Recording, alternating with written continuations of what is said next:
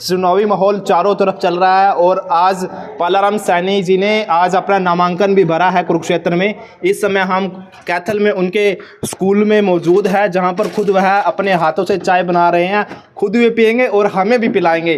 तो हम उनसे ज़्यादा समय ना लेते उनसे बातचीत करते हैं कि किन मुद्दों पे चुनाव लड़ रहे हैं और क्या कहेंगे, क्या विकास होने चाहिए, क्या पार्टी के द्वारा काम किए जाएंगे। पालाराम जी, सबसे पहले टीवी भारत पे आपका स्वागत है। नमस्कार छोटे भाई। पालाराम जी, क्या कहेंगे, किन मुद्दों पे चुनाव लड़ा जा रहा है जो लोकसभा चुनाव है?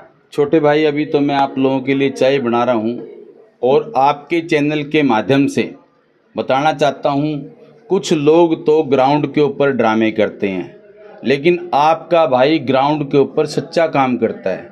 मुझे 30 साल हो गए सुबह की चाय अपने हाथ से बना के पीता हूँ और मेरे स्कूल का जो स्टाफ है, जब मुझे चाय पीनी होती है तब भी मैं अपने हाथ से बना के पिलाता हूँ। स्टाफ कहता है, सर आपके हाथ में क्या जादू, इतनी अच्छी चाय बनाते हो। जो भी काम नीति, नियत और सच्ची ईमानदारी से किया जाए उसके अंदर मिठास ऑटोमेटिक आ जाती है।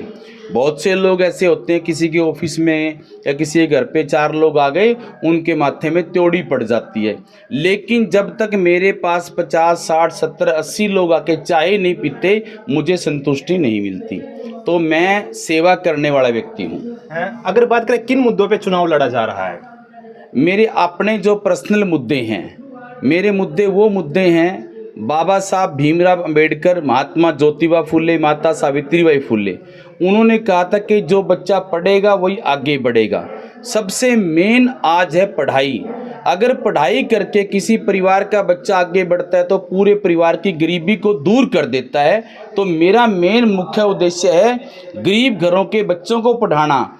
आपके चैनल के माध्यम से जनता को बताना चाहता हूं, मैंने 2018 के अंदर मुहिम शुरू करी थी, उससे लेकर अब तक लगभग 5000 बच्चों को, जिसमें कंप्यूटर का डिप्लोमा, एनटीटी का डिप्लोमा, पार्लर का डिप्लोमा, यहाँ तक के 200 बेटियों को बीएड भी मैं करवा चुका हूँ। मेरे पास प्रत्येक बच्चे की लिखित पढ़ी है।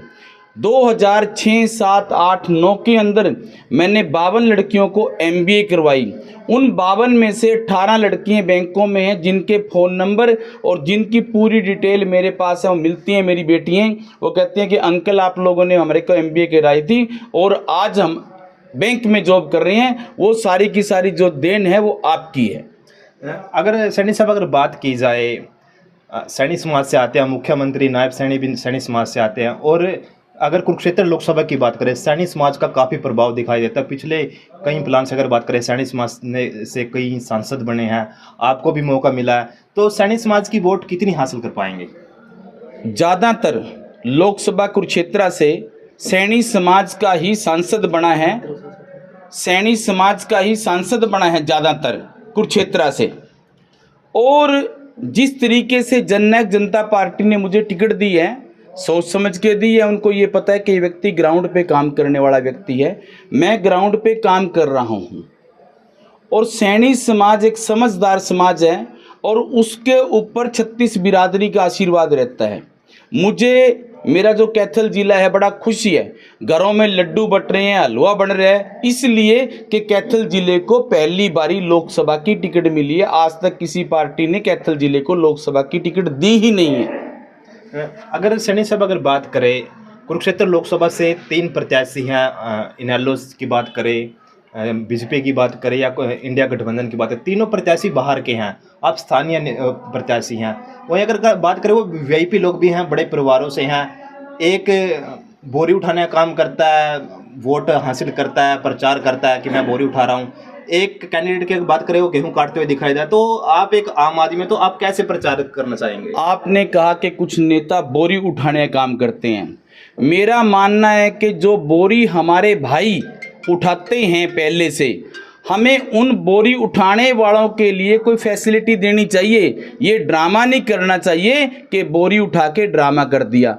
जो परमानेंट बोरी उठा रहे हैं हमारे भाई, उनके लिए हमें कोई योजना बनानी चाहिए। भाई ये भाई बोरी उठा रहे हैं, इनके लिए कोई ऐसा कार्ड बनाया जाए जिनमें इनका बीमा कंप्लीट हो, इनके कल को घर में कोई दिक्कत आए तो उनके घर वालों को फैसिलिटी मिले। उन बोरी उठाने वालों के लिए हमें योजना बनानी चाहिए। तो सबसे पहले अगर सांसद यहाँ की जनता आपको चुनती है तो सबसे पहले क्या काम किए जाएंगे? सबसे पहले जो मेरा काम रहेगा, जितने भी लोकसभा क्षेत्र के गांव हैं, सबसे पहला काम मेरा रहेगा हर गांव के अंदर लाइब्रेरी खुलवा के उस लाइब्रेरी के अंदर हमारे गरीब परिवारों के सभी परिवारों के बच्चे पढ़ेंगे। अगर बच्चे पढ़ेंगे तभी बच्चे आगे बढ़ेंगे। सबसे पहला स्टेप मेरा ये होगा कि मैं गांव के अंदर सब गांव के अंदर लाइब्रेरी खुलवाऊंगा। समाज सेवी एक साधारण परिवार के व्यक्ति को यहाँ से प्रत्याशी बनाया गया है, तो कहीं ना कहीं अगर बात करें, पालाराम जी ने कहा कि सबसे पहले उनका जो मुद्दा है शिक्षा का मुद्दा है, गरीब लोगों को शिक्षा देने का काम करेंगे। और वहीं उन्होंने यह भी कहा कि मैं यहाँ का स्थानीय प्रत्याशी हूँ। जो प्रत्याशी अन्य 3 प्रत्याशी हैं वह कैथल के या कुरुक्षेत्र के रहने वाले नहीं है। तो अब देखने वाली बात ये होगी कि कुरुक्षेत्र लोकसभा की जनता पालाराम सैनी पर कितना विश्वास जताती है और उनको कितने मत देती है। ईटीवी भारत के लिए कैथल से मुनीश टूरन।